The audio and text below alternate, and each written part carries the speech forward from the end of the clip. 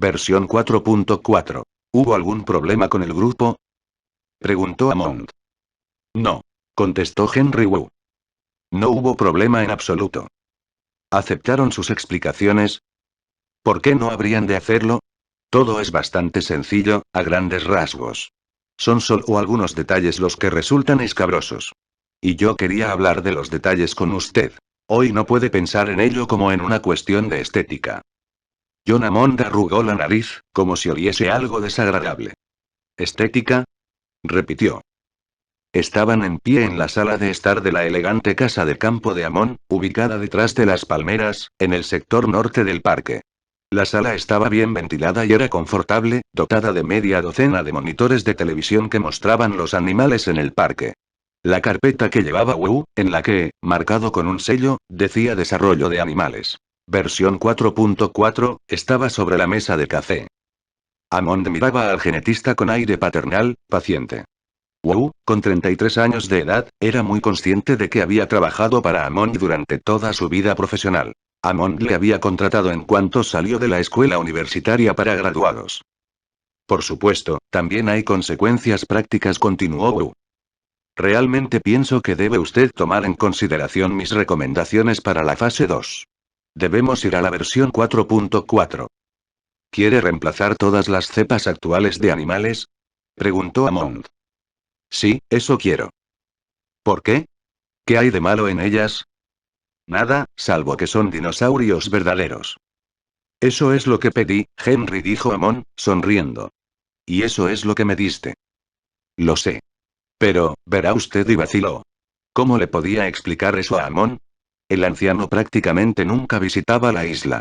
Y lo que Wu estaba tratando de comunicar era una situación peculiar. En este mismo momento, mientras estamos aquí, casi nadie, en todo el mundo, ha visto alguna vez un dinosaurio verdadero. Nadie sabe cuál es su aspecto verdadero. Así es, y los dinosaurios que ahora tenemos son verdaderos, prosiguió Wu, señalando las pantallas que había alrededor de la sala, pero, en ciertos aspectos, no son satisfactorios. No son convincentes. Los podría fabricar mejor. ¿Mejor en qué sentido? En primer lugar, se desplazan demasiado deprisa. La gente no está habituada a ver animales grandes que sean tan ágiles. Temo que los visitantes crean que los dinosaurios aparentan estar acelerados, como en una película que pasa demasiado rápido. Pero, Henry, estos son dinosaurios verdaderos. Tú mismo lo dijiste. Lo sé, pero nos resultaría fácil generar dinosaurios más lentos, más domesticados. ¿Dinosaurios domesticados? Resopló Hammond. Nadie quiere dinosaurios domesticados, Henry. Quieren la realidad. Esa es la cuestión. No creo que la quieran. Quieren ver lo que satisfaga sus expectativas, que es algo completamente distinto. Hammond fruncía el entrecejo. Usted mismo lo dijo, John, este es un parque de entretenimiento. Y el entretenimiento nada tiene que ver con la realidad. El entretenimiento es la antítesis de la realidad. Hammond suspiró. Pero, Henry, ¿vamos a tener otra de esas discusiones abstractas? Sabes que me gusta mantener las cosas sencillas. Los dinosaurios que tenemos ahora son reales, y bueno, no exactamente, lo interrumpió Wu. Recorrió la sala de punta a punta. Señaló los monitores. No creo que nos debamos engañar. Aquí no hemos vuelto a crear lo pasado. Lo pasado ya no está. Nunca se puede volver a crear. Lo que hemos hecho es reconstruir lo pasado o, al menos, una variación sobre lo pasado, una versión de lo pasado. Y estoy diciendo que puedo hacer una versión mejor. ¿Mejor que la real? ¿Por qué no? Después de todo, estos animales ya están modificados. Hemos introducido genes para hacer que sean patentables y les hemos creado la dependencia de la lisina. Y hemos hecho todo lo que hemos podido para favorecer el crecimiento y para acelerar el desarrollo hasta llegar al estado adulto. Hammond se encogió de hombros. Eso era inevitable. No quisimos esperar. Tenemos inversores en los que pensar. Por supuesto. Pero lo único que estoy diciendo es, ¿por qué detenernos aquí? ¿Por qué no avanzar más, para hacer exactamente la clase de dinosaurio que nos gustaría ver? Uno que fuera más aceptable para los visitantes, y que nos resultara más fácil de manejar. Una versión más lenta, más dócil, para nuestro parque. Hammond frunció el entrecejo. Pero entonces los dinosaurios no serían reales, adujo. Es que no lo son ahora. Eso es lo que estoy tratando de decirle. No hay realidad alguna aquí. Se encogió de hombros, en un gesto de impotencia. Podía ver que no lograba explicarse. A Amond nunca le habían interesado los detalles técnicos, y la esencia de esa discusión era técnica. ¿Cómo le podía explicar la realidad de los experimentos fallidos con el ADN, los emparchados, los vacíos en la secuencia que se había visto obligado a rellenar sobre la base de las mejoras que lograba hacer, pero, así y todo, no siendo más que suposiciones? El ADN de los dinosaurios era como viejas fotografías a las que se había retocado. Básicamente, lo mismo que el original, pero, en algunas partes, reparadas y emparejadas y, como resultado, y vamos, Henry, dijo Amon, pasando el brazo alrededor del hombro de Wu, si no te importa que lo diga, creo que te estás acobardando. Estuviste trabajando muy intensamente durante mucho tiempo e hiciste un trabajo sensacional, y ya es momento de que les revele a algunas personas lo que conseguiste. Es natural estar un poco nervioso. Tener algunas dudas. Pero estoy convencido, Henry, de que el mundo estará enteramente satisfecho. Enteramente satisfecho. Al tiempo que hablaba, Amon conducía a Hugo hacia la puerta. Pero, John, recuerda, allá por el 1987, cuando empezamos a construir los dispositivos de contención, todavía no teníamos adultos desarrollados del todo, de modo que debíamos predecir lo que habríamos de necesitar. Ordenamos aturdidores Taser grandes, vehículos en los que se habían montado pinchos para ganado, lanzadores que despedían redes eléctricas. Todo ello construido de acuerdo con nuestras especificaciones. Ahora tenemos toda una panoplia de dispositivos y todos ellos son demasiado lentos. Tenemos que introducir algunos ajustes. ¿Sabe usted que Muldoon quiere equipo militar, misiles TOW y dispositivos guiados por láser? Dejemos a Muldoon fuera de esto, repuso Hammond. No estoy preocupado. No es nada más que un zoológico, Henry.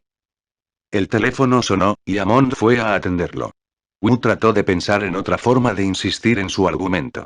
Pero el hecho era que, después de 5 largos años, el parque jurásico estaba a punto de ser una realidad, y John Hammond sencillamente ya no estaba escuchando lo que Wu pudiera decirle. Hubo una época en la que Hammond le escuchaba con mucha atención.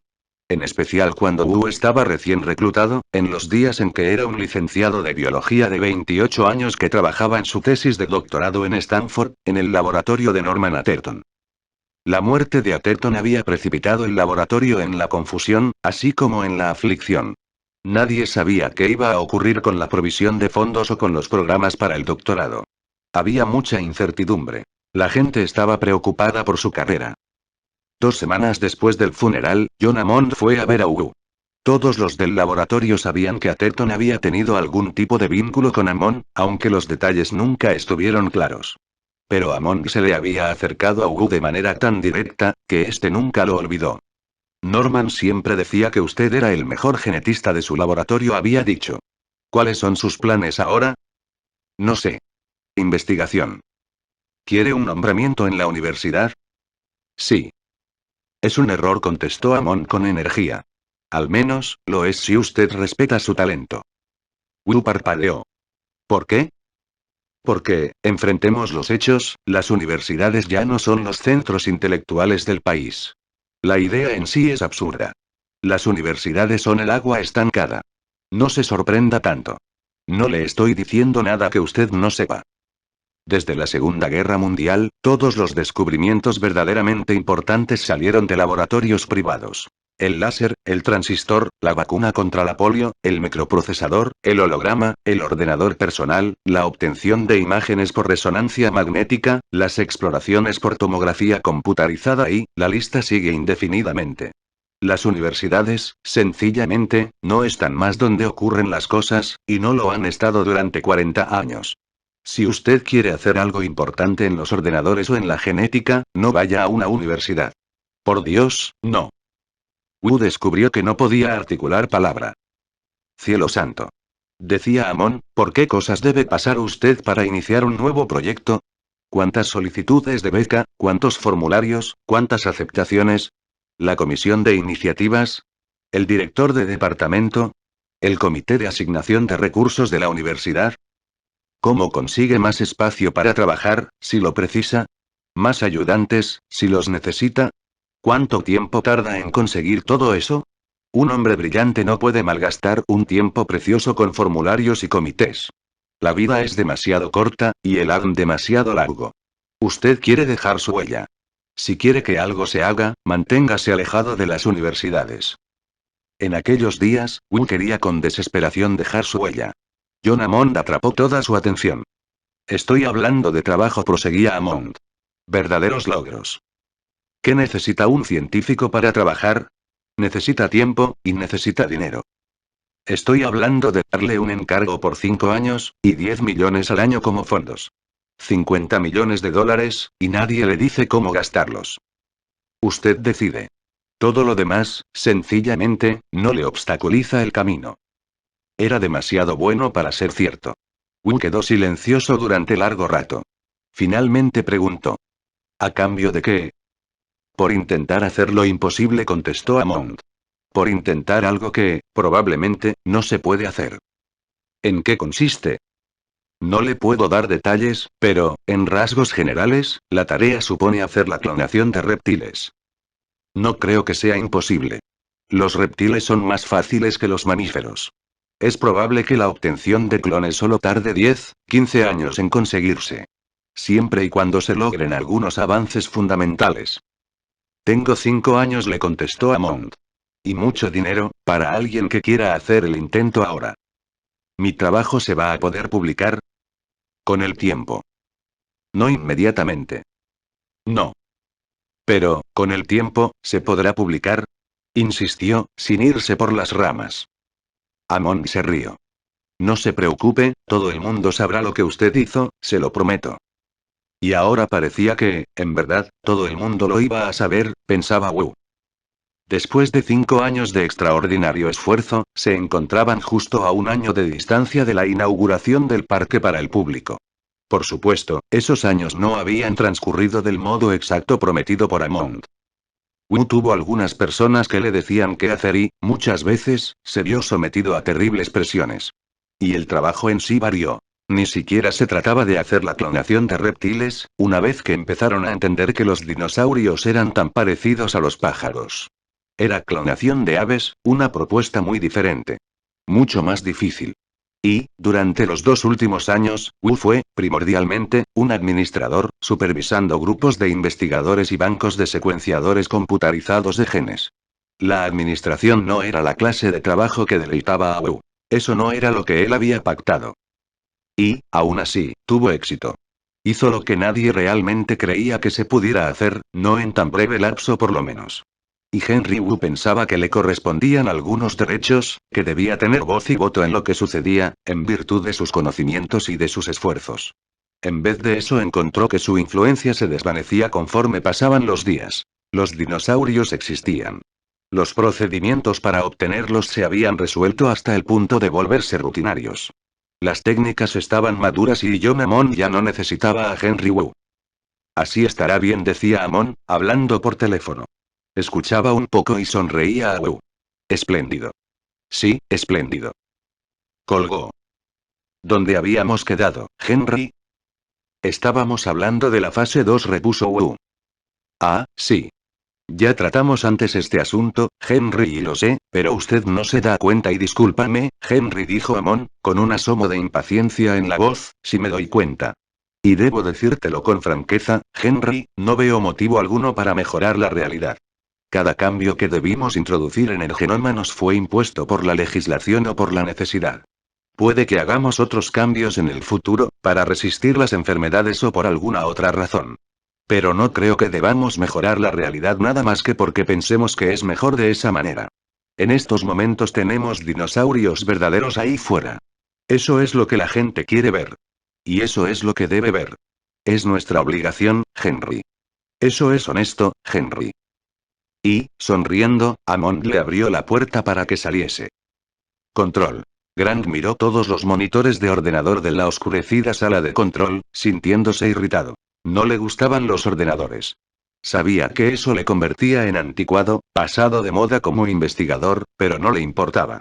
Algunos de los muchachos que trabajaban para él tenían verdadera sensibilidad para los ordenadores, una intuición. Grant nunca sintió eso. Encontraba que eran maquinitas engañadoras, extrañas. Hasta la distinción fundamental entre sistema operativo y aplicación le dejaba confuso y descorazonado, literalmente perdido en una geografía ajena a él, que no podía entender. Pero observó que Genaro estaba perfectamente cómodo y Malcolm parecía encontrarse en su elemento, emitiendo ruiditos de husmeo, como un sabueso que sigue una pista. Ustedes quieren saber cosas sobre los mecanismos de control, decía John Arnold, girando en su silla. El ingeniero jefe era un hombre delgado, tenso, de 45 años, que fumaba un cigarrillo tras otro. Miró de soslayo a las demás personas que le acompañaban en la sala. Poseemos mecanismos increíbles de control, aseguró, y encendió otro cigarrillo más. Por ejemplo, y insinuó Genaro. Por ejemplo, el seguimiento de animales. Arnold apretó un botón de su consola y el mapa vertical de vidrio se encendió, exhibiendo un patrón de líneas azules en forma de diente de sierra. Ese es nuestro T-Rex joven. El Rexito. Todos los movimientos que hizo dentro del parque, en el transcurso de las 24 últimas horas. Arnold apretó el botón otra vez. 24 anteriores. Y otra vez. 24 anteriores. Las líneas del mapa se superponían, formando una trama densa, el garabato de un chico. Pero el garabato estaba localizado en un solo sector, cerca del margen sudeste de la laguna. Con el tiempo se desarrolla una percepción del ámbito que prefiere para vivir, continuó Arnold. Es joven, ven, así que permanece cerca del agua. Y se mantiene alejado del Rex adulto grande. Representen las posiciones del Rex grande y del Rexito, y verán que sus caminos nunca se cruzan. Así que puede mantener el seguimiento de todo y comenzó Genaro. Todo almacenado en la memoria, completó Arnold. ¿Dónde está el Rex grande, en este preciso instante? Preguntó Genaro. Arnold apretó otro botón. Del mapa desaparecieron las líneas anteriores y, en los campos situados al noroeste de la laguna, apareció un solo punto brillante que tenía un número de código. Está precisamente ahí. ¿Y el Rex pequeño? Demonios, le mostraré cada animal que hay en el parque, dijo Arnold. El mapa empezó a encenderse como un árbol de Navidad. Muchísimos puntos de luz, cada uno rotulado con un número de código. Contados a partir de este minuto, tenemos 238 animales. ¿Con cuánta precisión? Dentro del metro 50. Arnold inhaló el humo del cigarrillo. Expresémoslo de este modo. Si sale al parque conduciendo un vehículo, encontrará los animales precisamente en ese sitio, y exactamente como se los muestra el mapa. ¿Con cuánta frecuencia se actualiza esto? Cada 30 segundos. Tenemos sensores de movimiento distribuidos por todo el parque, continuó Arnold. La mayoría de ellos envían su información por un cable. Otros son medidos a distancia por radio. Por supuesto, los sensores de movimiento, por regla general, no establecen distinción entre las especies, pero obtenemos reconocimiento visual directo a través de las cámaras de televisión. Aun cuando no estemos observando los monitores de televisión, el ordenador lo está haciendo. Y comprobando dónde está todo el mundo. ¿El ordenador comete errores alguna vez? Nada más que con los bebés. A veces los mezcla, porque dan imágenes muy pequeñas. Pero no perdemos la calma por eso. Los bebés casi siempre se mantienen cerca de las manadas de adultos. También contamos con el contador de categorías. ¿Qué es eso? Una vez cada 15 minutos, el ordenador hace el recuento de los animales pertenecientes a todas las categorías. Es una visión nueva. Toda la idea es que el ordenador no puede cometer un error, porque observa los datos de dos maneras diferentes. Si faltara un animal, lo sabríamos en un lapso de 5 minutos. Entiendo, dijo Malcolm. ¿Y alguna vez se hizo un ensayo real de eso? Bueno, en cierto sentido. Algunos animales murieron. Uno Tnielia quedó agarrado en las ramas de un árbol y se estranguló. Uno de los estegos murió de esa enfermedad intestinal que los sigue afectando. Uno de los ipsilofodontes se cayó y se rompió el cuello. Y, en cada caso, una vez el animal dejaba de moverse, los números dejaban de contar y el ordenador mandaba una señal de alerta. Al cabo de 5 minutos. Sí. ¿Qué es la columna de la derecha? Preguntó Grant. La versión de lanzamiento de los animales. La mayoría de ellos son de la versión 4.1 o de la 4.3. Estamos pensando en pasar a la versión 4.4. ¿Números de versión? ¿Quieren decir que es como en los programas de ordenador? ¿Nuevos lanzamientos? Bueno, sí. Es como programas de ordenador, en cierto sentido. A medida que descubrimos los defectos en el ADN, los laboratorios del Dr. Wu tienen que hacer una nueva versión. A Grant le angustiaba la idea de que a seres vivos se les numerara como programas de ordenador, que se les sometiera a actualizaciones y a correcciones. No podía decir con exactitud porque era un pensamiento demasiado reciente, pero instintivamente se sintió inquieto por ello. Eran, después de todo, seres vivos y Arnold debió de advertir su expresión, porque dijo: Mire, doctor Grant, no tiene sentido ponerse melancólico por estos animales. Es importante para todo el mundo recordar que fueron creados por el hombre. A veces hay defectos. Entonces, cuando descubrimos los defectos, los laboratorios del Dr. Wu tienen que hacer una versión nueva. Y necesitamos hacer el seguimiento de esa versión que tenemos ahí afuera. Sí, sí, claro que lo hacen, intervino Malcolm, impaciente. Pero, volviendo a la cuestión de recuento, entiendo que todos los cómputos se basan en sensores de movimientos. Sí. ¿Y esos sensores están distribuidos por todo el parque? Cubren el 92% de la superficie del parque. Hay solo unos pocos lugares en los que no los podemos usar, por ejemplo, en el río de la jungla, porque el movimiento del agua y la convección que sube de la superficie confunden a los sensores, pero los tenemos por todos los demás sitios, prácticamente, y, si el ordenador sigue a un animal que penetra en una zona carente de sensor, lo recuerda y busca para ver si el animal salió de nuevo. Si el animal no sale, nos da una señal de alarma. ¿Así que pueden seguir muy bien a estos animales? Sí, muy bien. Ahora bien, dijo Malcolm. Usted muestra 49 procomsognátidos. Supongamos que sospecho que algunos de ellos realmente no son de la especie correcta, ¿cómo me demostrarían que estoy equivocado?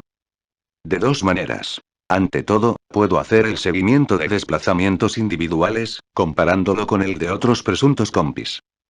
Los compis son animales sociales, se desplazan en grupo. Tenemos dos grupos de compis en el parque, de modo que los individuos deben de estar dentro del grupo A o del grupo B. Sí, pero y la otra manera es la comprobación visual directa, prosiguió Arnold. Apretó botones y uno de los monitores empezó a pasar con rapidez fotografías de compis, numeradas de 1 a 49. Estas fotografías son imágenes actuales de ID provenientes de lo ocurrido dentro de los 5 últimos minutos. Así que pueden ver todos los animales, si así lo desean. Sí. Cada vez que lo quiera, puedo revistar todos los animales en forma visual. ¿Y qué pasa con la contención física? Preguntó Genaro. ¿Pueden salir de sus cotos cerrados? Absolutamente no. Estos son animales caros, señor Genaro.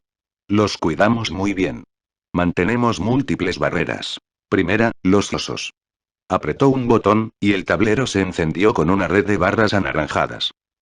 Estos fosos nunca tienen menos de 4 metros de profundidad, y están llenos de agua. Para animales más grandes, los fosos pueden tener 9 metros de profundidad. A continuación, las cercas electrificadas. Líneas de color rojo intenso brillaron en el tablero. Tenemos 80 kilómetros de cercas de 4 metros de altura, comprendidos 35 kilómetros que rodean el perímetro de la isla. Todas las cercas del parque llevan una carga de 10.000 voltios.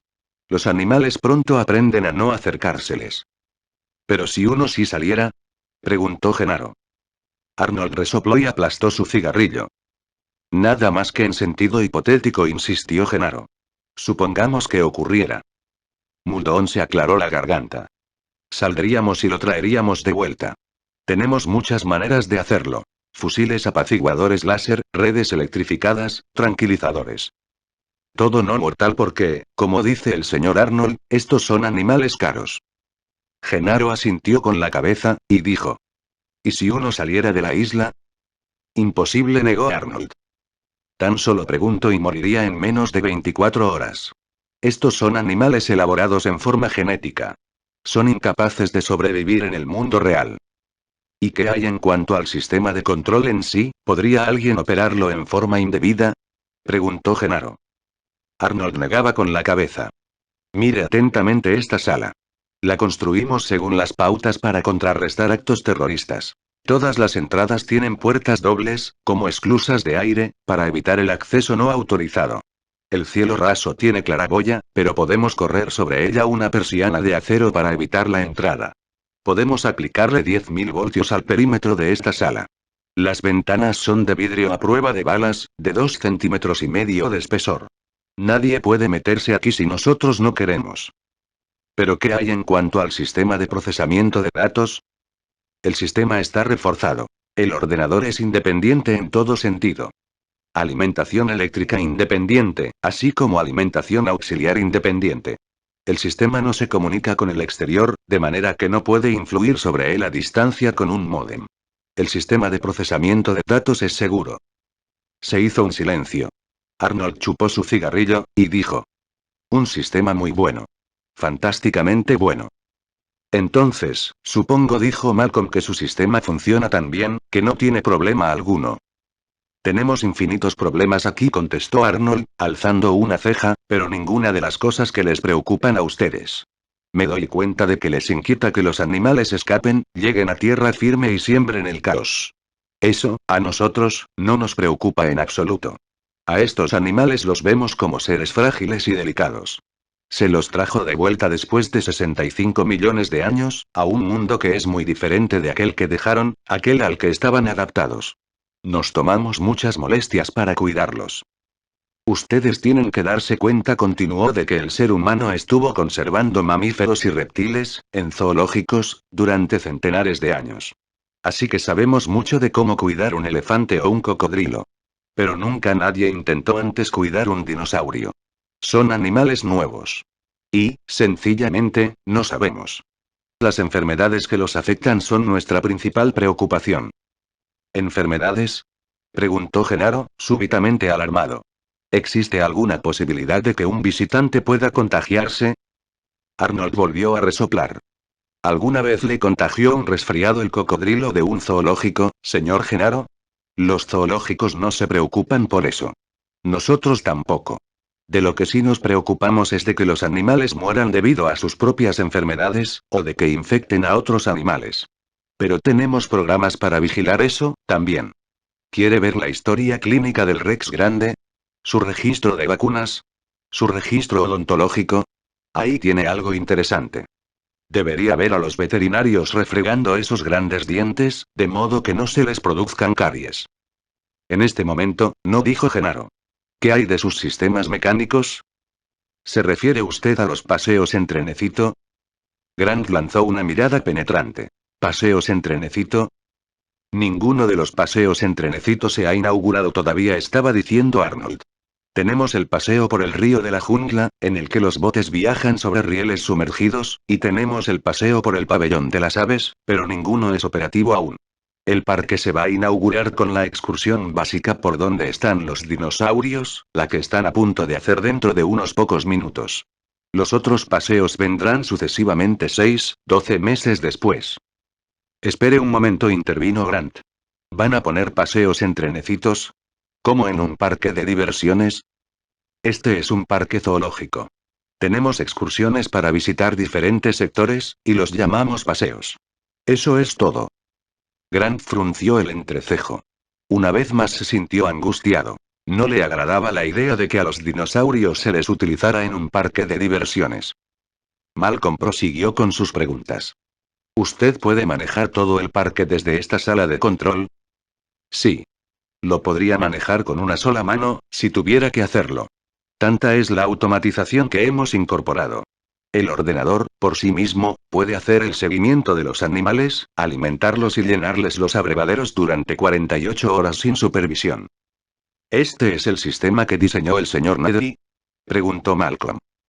Dennis Nedry estaba sentado ante un terminal, en el otro extremo de la sala, comiendo un caramelo y escribiendo en el teclado.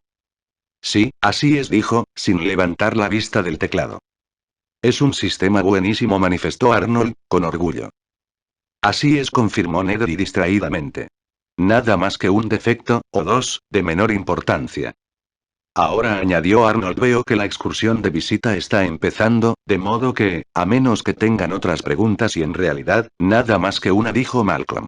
Nada más que una pregunta de investigación científica. Usted nos mostró que puede hacer el seguimiento de los procomsognáticos y que puede mostrar, visualmente, a cada uno de ellos. Puede hacer alguna clase de estudio sobre ellos, pero como grupo, medirlos, o lo que fuere.